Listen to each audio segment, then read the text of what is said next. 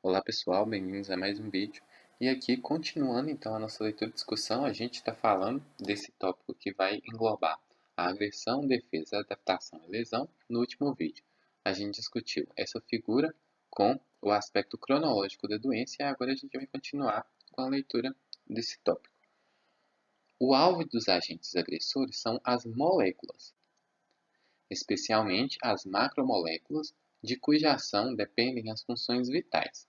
Portanto, toda lesão se inicia no nível molecular. Então, isso aqui é uma coisa importante para a gente saber também, que o alvo desses agentes agressores vão ser as moléculas, principalmente essas moléculas que possuem a ação que dependem, né, de funções vitais. Assim, toda lesão vai se iniciar no nível molecular. As alterações morfológicas celulares surgem em consequência de modificações na estrutura das membranas, do citoesqueleto e de outros componentes, além do acúmulo de substâncias nos espaços intercelulares. Então, após essa agressão molecular, pode gerar essas alterações morfológicas. Então, essas alterações morfológicas celulares vão ser geradas por conta dessa agressão que pode ter ocorrido na membrana, no citoesqueleto, em outros componentes, e essas agressões podem gerar o acúmulo de substâncias nos espaços intercelulares. A ação dos agentes agressores, qualquer que seja sua natureza, se faz basicamente por dois mecanismos. Então, esses agentes agressores vão basicamente agir por dois métodos para gerar essa agressão, sendo A, por ação direta, por meio de alterações moleculares que se traduzem em modificações morfológicas. Então, esse agente agressor age ali naquela molécula e gera alteração, e essa alteração vai refletir nessas modificações morfológicas, ou B, com ação indireta, através de mecanismos de adaptação que, ao serem acionados para neutralizar ou eliminar a agressão, induzem alterações moleculares que resultam em modificações morfológicas. Então, a gente tem a via direta, né, que a gente já viu, e essa ação indireta, onde esse agente agressor vai ativar mecanismos de adaptação, e esses mecanismos de adaptação, então, que vão tentar neutralizar ou eliminar essa agressão, e ao tentar fazer isso, eles vão levar a alterações moleculares que vão gerar modificações morfológicas. Desse modo, os mecanismos de defesa, quando acionados, podem também gerar lesão no organismo, figura 1.3. Então, mesmo esses mecanismos de defesa, ao serem acionados para combater essa agressão, podem também gerar lesão. Então, a gente tem aqui, para explicar isso melhor, a figura 1.3 com a resposta do organismo às agressões. Então, a gente tem a agressão, e essa agressão pode, por via direta, gerar a lesão, ou a gente pode ter a agressão, essa agressão ativar o sistema de defesa, e esse sistema de defesa pode gerar a lesão, então por via direta. Mas esse sistema de defesa também pode agir, né, fazendo defesa e combatendo, e assim gerar a adaptação. Isso é compreensível, uma vez que os mecanismos defensivos, em geral, são destinados a destruir invasores vivos, os quais são formados por células semelhantes às dos tecidos. O mesmo mecanismo que lesa um invasor vivo, por exemplo, um micro-organismo, é capaz de lesar também as células do organismo invadido. Então, está explicando aqui essa via indireta, por que ocorre. Por quê? Porque esses mecanismos de defesa, eles vão agir visando destruir invasores vivos, que são esses mecanismos agressores, que são esses invasores vivos. Como eles vão visar destruir invasores que também são vivos, que estão invadindo tecidos, né, que também são células ali vivas, ao atacar esses invasores vivos, eles potencialmente também podem lesar esse organismo invadido. Então, ao atacar esse organismo que está invadindo, ele pode lesar esse tecido que está sendo invadido e assim gerar essas alterações moleculares e essas modificações morfológicas. Apesar da enorme diversidade de agentes lesivos existentes na natureza, a variedade de lesões observadas nas doenças não é muito grande. Isso se deve ao fato de os mecanismos de agressão às moléculas serem comuns nos diferentes agentes agressores. Além disso, com frequência, as defesas do organismo são inespecíficas, no sentido de que são as mesmas diante agressões diferentes. Então, existem diversos agentes que podem lesar o nosso organismo, né? E, entretanto, as lesões observadas não são tão diferentes, porque vários tipos de organismos lesivos, então de agentes lesivos, podem gerar lesões iguais nesse organismo que está sendo atacado. Então, vários agentes agressores podem nos infectar e levar a lesões semelhantes. Assim, o organismo também tem seu benefício porque ele possui um sistema de defesa, ele possui o sistema de defesa específico, mas também possui o sistema de defesa inespecífico.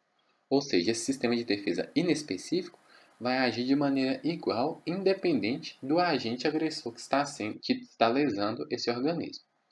Duas situações exemplificam bem a afirmação anterior. Muitos agentes lesivos atuam para reduzir o fluxo sanguíneo, o que diminui o fornecimento de oxigênio para as células e reduz a produção de energia. Redução da síntese de ATP também é provocada por agentes que inibem enzimas da cadeia respiratória. Outros diminuem a produção de ATP porque impedem o acoplamento da oxidação com o processo de fosforilação do ADP. Há ainda agressões que aumentam as exigências de ATP sem induzir aumento proporcional do fornecimento de oxigênio. Em todas essas situações, a deficiência de ATP interfere nas bombas eletrolíticas, nas sínteses celulares, no pH intracelular e em outras funções que culminam em acúmulo de água no espaço intracelular e em uma série de alterações ultraestruturais que recebem em conjunto o nome de degeneração hidrópica. Então aqui a gente viu o exemplo, né? Que vários agentes lesivos podem gerar uma mesma lesão. Aqui, por exemplo, deu vários mecanismos que esses agentes podem utilizar, mas que tem como resultado final essa redução da quantia de ATP disponível e que é dado o nome, né, de degeneração hidrópica. Então todos eles, atuando por meios diferentes, vão gerar a mesma lesão, que é essa degeneração hidrópica. São, portanto, diferentes os agentes agressores capazes de produzir uma mesma lesão por meio de redução absoluta ou relativa da síntese de ATP. Por outro lado, a ação do calor, queimadura, de um agente químico corrosivo ou de uma bactéria que invade o organismo é seguida de respostas teciduais que se traduzem por modificações na microcirculação e pela saída de leucócitos do vaso para o interstício. Nessas três situações, ocorre uma reação inflamatória, que é uma modalidade comum e muito frequente de resposta nos organismos frente a agressões muito variadas. Então, foi dado outro exemplo aqui para a gente, que é a ação do calor, né? Então, uma queimadura, um agente químico ou uma bactéria podem também gerar a mesma resposta, que vai ser modificação na microcirculação e saída de leucócitos para o interstício, gerando assim um processo inflamatório. Então, esses três mecanismos, que são processos agressores diferentes, vão gerar a mesma resposta, que vai ser essa reação inflamatória, que vai consistir, né, como já dito, nessas modificações na microcirculação e na saída de leucócitos para os vasos do interstício. Nas inflamações, os leucócitos são mobilizados por agressões diferentes porque muitos deles são células fagocitárias, especializadas em matar micro-organismos e em fagocitar tecidos lesados para facilitar a reparação ou a regeneração. Por essa razão, é fácil compreender que, quando os leucócitos são estimulados por agressões diversas, eles possam também produzir lesão nos tecidos.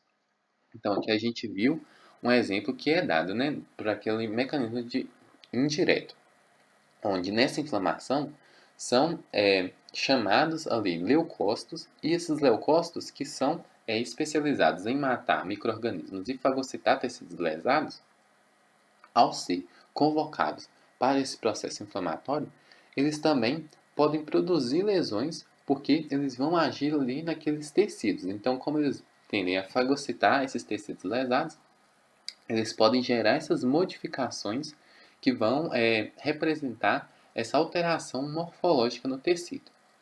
Do exposto fica claro que a própria resposta defensiva adaptativa que o agente agressor estimula no organismo pode também contribuir para o aparecimento de lesão, ou seja, o próprio mecanismo defensivo que o corpo tem pode gerar nele lesões. Então, o próprio organismo, tentando combater a agressão, pode gerar lesões por esse mecanismo que ele possui. Pode-se dizer, portanto, que as lesões têm um componente que resulta de ação direta do agente agressor e de um elemento decorrente da ação dos mecanismos de defesa acionados.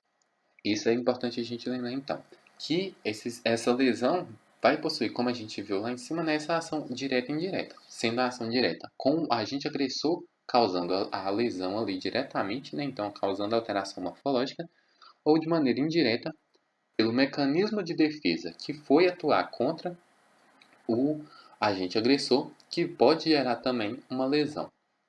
Na verdade, em muitas situações, os mecanismos de defesa inaptos ou adaptativos são até mesmo os principais responsáveis por lesões. É o que ocorre nas doenças de natureza imunitária e nas infecções, nas quais os mecanismos imunitários de defesa contra o agente infeccioso também lesam os tecidos. Então, há casos onde o mecanismo de defesa do corpo vai causar mais lesão do que o agente agressor causaria. E aqui foi dado 2 exemplos, né? Como as doenças de natureza imunitária e nas infecções. Então, nesses casos, o mecanismo defensivo do corpo vai causar mais lesões do que o agente agressor poderia ter causado. Lembrando, né, em alguns desses casos, não é um caso de 100% dos eventos.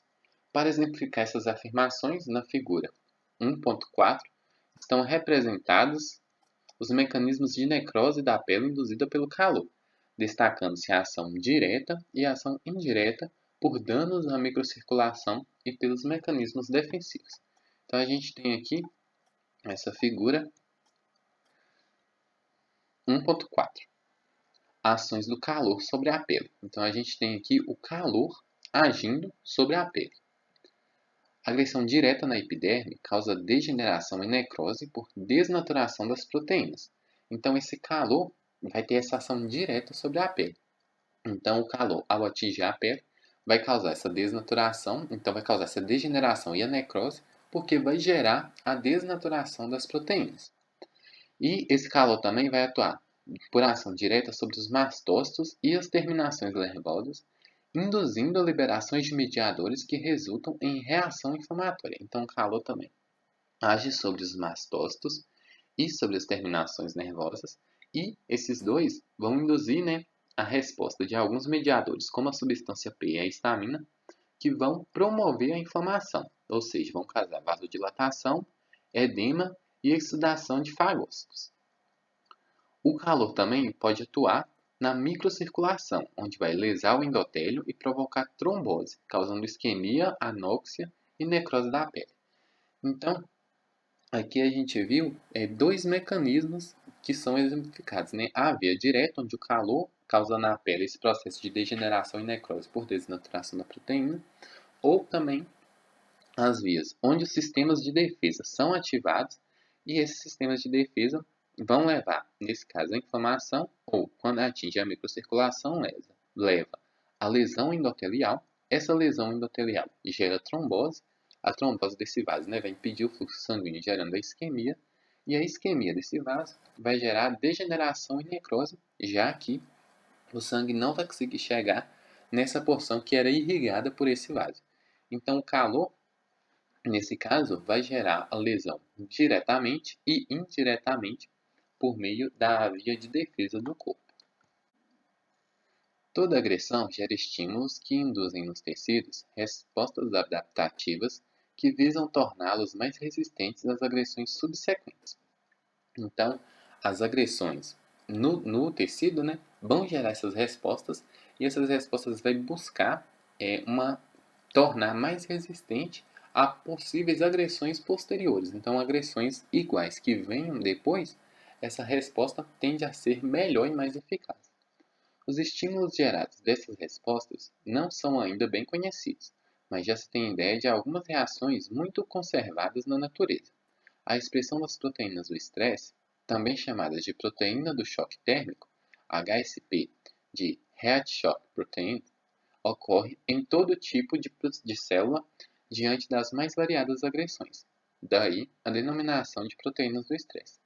Tais proteínas induzem várias respostas adaptativas, como aumento da resistência à desnaturação de proteínas, aumento da estabilidade de membranas, etc., aumentando assim a resistência das células às agressões.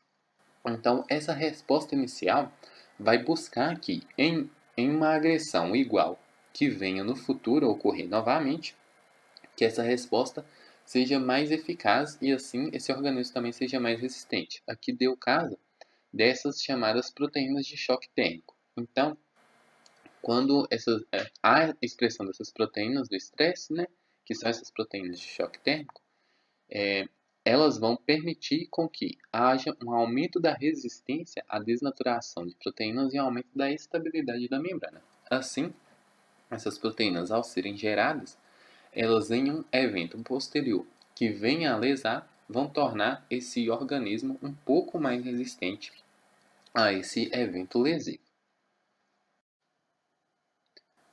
A gente vai falar agora da classificação das lesões / nomenclatura. A classificação e a nomenclatura das lesões são ainda motivo de divergências, não havendo consenso dos estudiosos sobre o significado de muitas palavras utilizadas para identificar os diferentes processos.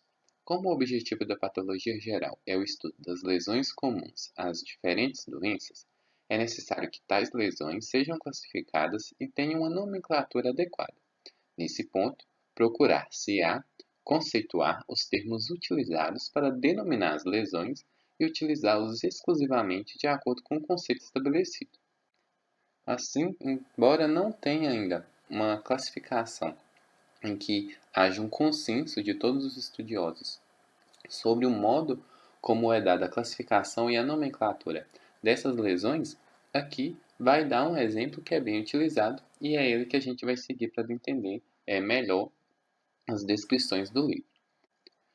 Ao atingirem o organismo, as agressões comprometem um tecido ou um órgão no qual existem a. Células parenquimatosas e do estroma, b. Componentes intercelulares, interstício ou matriz extracelular, c. Circulação sanguínea e linfática, d. Inervação. Após agressões, um ou mais desses componentes podem ser afetados simultaneamente ou não. Desse modo, podem surgir lesões celulares, danos ao interstício, transtornos locais da circulação, distúrbios locais da inervação ou alterações complexas que envolvem muitos dos componentes teciduais ou todos eles. Então aqui trouxe os comprometimentos e quais componentes que uma doença, uma lesão, podem causar ao atingir um tecido ou um órgão. Então, primeiro, são as células presentes ali nesse tecido ou um órgão, o componente intercelular, então aquela matriz extracelular da célula, a circulação sanguínea e linfática e a inervação desse determinado tecido ou órgão. Aqui é trago essa figura que esquematiza para a gente muito bem todos esses aspectos. Então a gente vai aos poucos aqui para a gente entender muito bem essa figura. Então é a figura 1.5, a gente tem o esquema dos componentes de um órgão. Estão indicados circulação sanguínea, então a gente tem aqui a circulação sanguínea com a arteríola, o capilar e a vênula. Vasos linfáticos, então a gente tem aqui o vaso linfático representado. Células do parênquima, então a gente tem as células parenquimatosas, que são as células que vão exercer aquela função do órgão. Células dendríticas, a gente tem aqui indicado como CD, que são células do sistema de defesa. Células do estroma, está aqui indicado em F, que vai dar essa sustentação para esse tecido órgão. Pericito, a gente vê aqui indicado em P, um pericito, próximo ali ao vaso. Inervação, então a gente tem os nervos, as terminações nervosas. O interstício matricelular, que é tudo isso que engloba, que possuem fibras, que são fibras colágenas e elásticas, aqui indicado. E a substância fundamental, que também está presente nessa matriz celular. Além disso, a gente tem os mastócitos, indicado aqui em M, e células do sangue, PMN. Então, a gente vê aqui dentro do capilar essas células do sangue, que são os polimorfonucleares neutrófilos, e MO, que são os monócitos. E esse Azinho que a gente vê indica uma agressão qualquer. Então, os fatores, né, onde essa agressão pode estar presente. Então, ela pode atingir as células daquele órgão ou tecido, ela pode atingir a circulação, ela pode atingir a matriz extracelular ou ela pode atingir as terminações nervosas presentes ali naquele tecido ou órgão. São mostrados ainda o sistema proteolítico de contato, então a gente vê aqui os monócitos liberando histamina, indicado com HI, e prostaglandinas com o PG. E a gente tem a indicação também de pH, sendo a pressão hidrostática, e PO, a pressão oncótica. Então, na arteríola, a gente tem a pressão hidrostática maior que a pressão oncótica, isso leva à filtração. E aqui, na vênula, a gente tem a pressão hidrostática menor que a pressão oncótica, e isso leva à reabsorção. E essa reabsorção pode ser feita tanto na vênula, né, quanto nos capilares linfáticos. Por fim, a gente tem aqui os antígenos, indicados em Ag, que vão fazer contato com essas células dendríticas. E aqui por cima a gente vê a coagulação, fibrinólise, complemento e geração de cianinas, que pode ocorrer, né, e está presente nesses vasos sanguíneos. Por isso mesmo, as lesões podem ser classificadas nos 5 grupos descritos a seguir, definidos de acordo com o alvo atingido. Lembrando que, dada a interdependência entre os componentes estruturais dos tecidos, as lesões não surgem isoladamente nas doenças, sendo comum sua associação. Então, essa lesão pode atingir, são 5 grupos que ela pode atingir, sendo que ela pode atingir mais de um grupo ao mesmo tempo. Então, pode haver uma associação de lesão entre os grupos desse tecido ou órgão afetado e, assim, gerar a lesão. Então, o primeiro grupo que a gente vai trazer, dos 5, são as lesões celulares.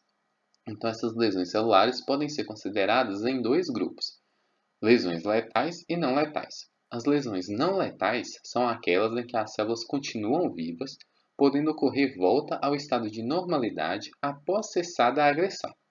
Letalidade/não letalidade está frequentemente ligada à qualidade, à intensidade e à duração da agressão, bem como ao estado funcional ou ao tipo de célula atingida.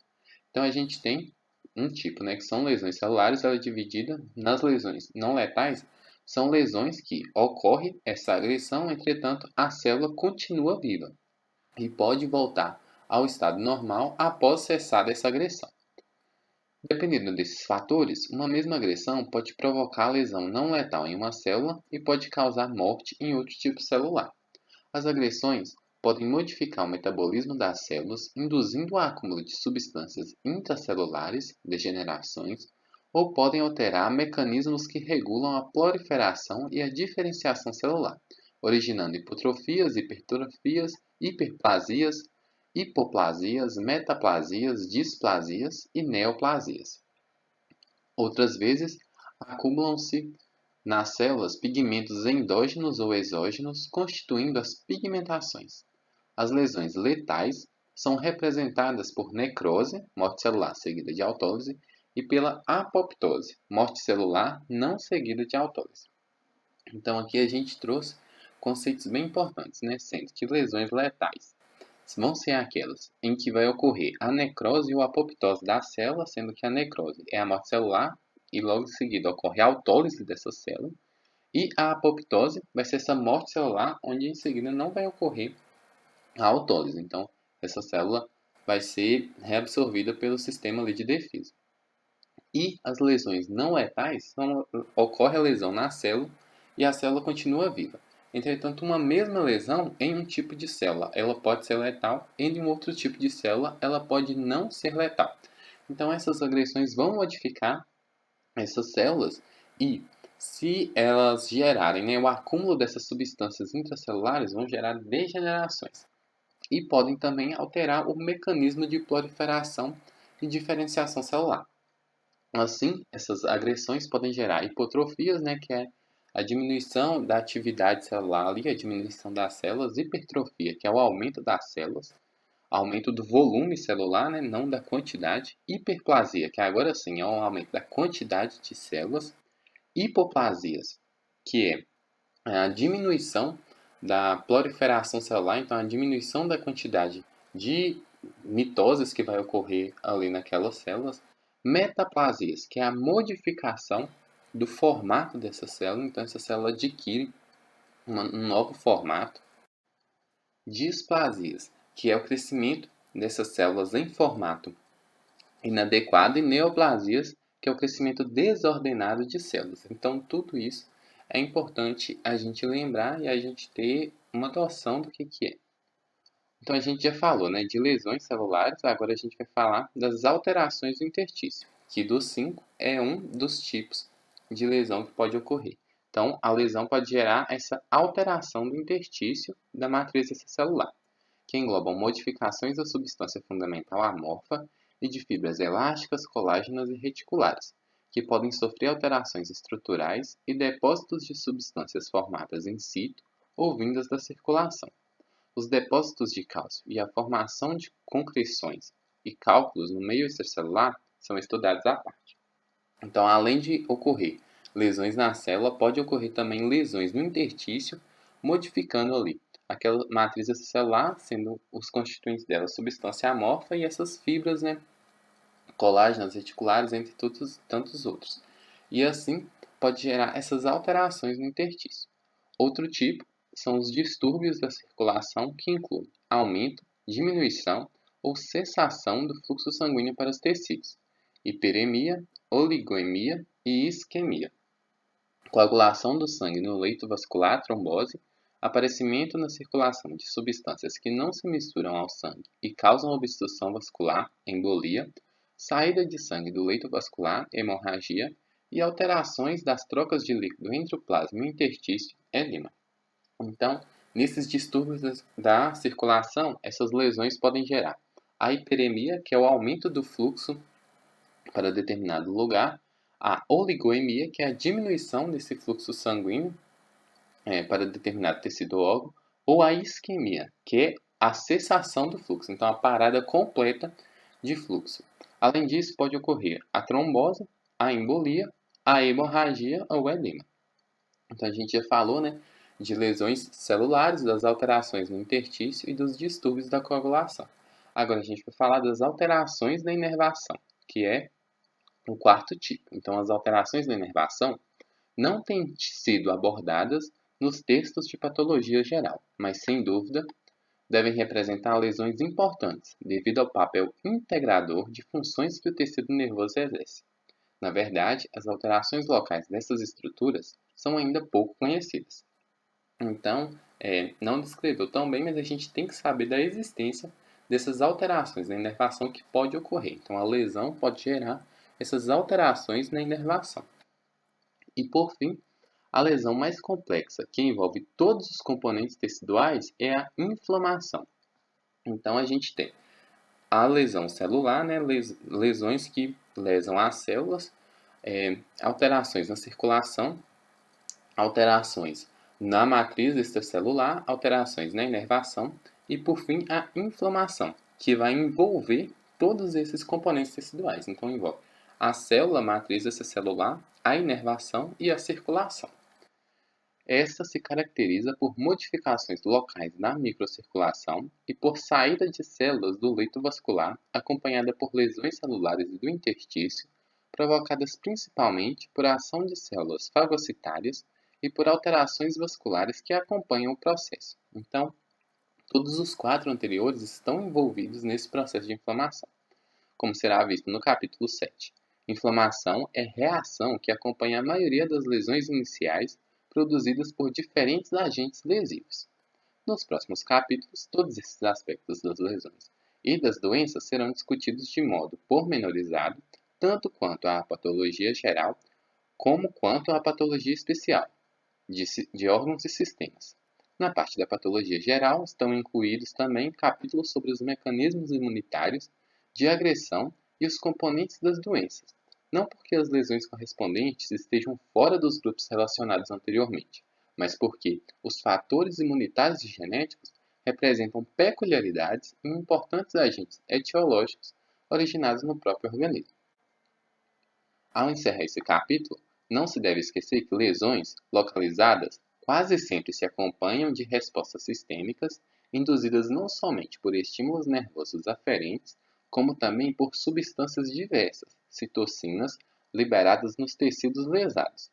Tais respostas se relacionam com a adaptação do organismo à agressão, facilitando os mecanismos defensivos e a modulação de seus efeitos. Então, deu aqui nesse capítulo, né? Por fim, a gente tem as leituras complementares do capítulo, mas aqui deu essa abrangência geral do que é a patologia, quais alterações que a gente pode encontrar, em quais partes que a gente pode encontrar as alterações, e mais uma introdução, como diz o título do capítulo, né? Sobre essa patologia. E nos próximos capítulos vai se discutir mais pormenorizado, então mais a fundo, cada um desses aspectos e tudo que influenciam eles. Espero que vocês tenham gostado. Qualquer dúvida, sugestão, crítica, opinião pode ser deixada aqui nos comentários ou feito lá no nosso Instagram. Se inscreva no canal, deixe seu like, siga a gente no Instagram. E no mais, até o próximo vídeo. Muito obrigado por assistir.